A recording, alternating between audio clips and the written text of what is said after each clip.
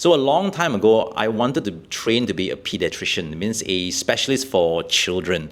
And I was actually in the pediatric ward working for a couple of years. However, what I realized was after a few years, I could not deal with the stress of seeing pediatric patients, especially babies and children, lose their lives. And it was taking a very large emotional toll on me. I was actually on a point of depression and anxiety. Every day I didn't want to go to work, and every night I actually couldn't sleep. And I was looking on other ways on how I could actually help people. And one of the things that I discovered was dermatology. When I looked at dermatology, I realized that I could actually help people and give them back their confidence, because a lot of doctors do not focus on dermatology. They focus on healing the diseases, but majority of the diseases that we actually see is actually on the skin. So the skin is like a window to your soul, or the window to your inner health.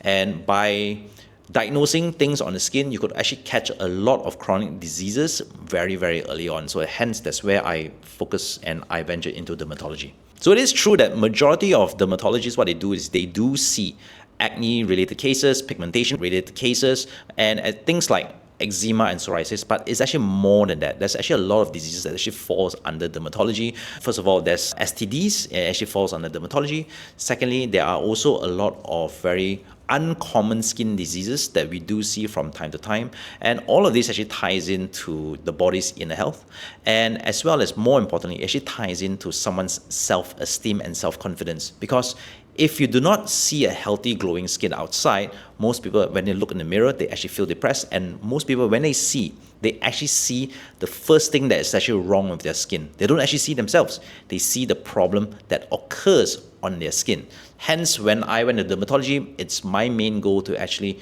give people back their self-confidence and self-esteem by making sure that they actually stay healthy for a longer period of time. So my original plan is just to set up a dermatology clinic and then help people just solve their skin issue. However, what I've noticed is over time, a lot of people started to come in with their skincare.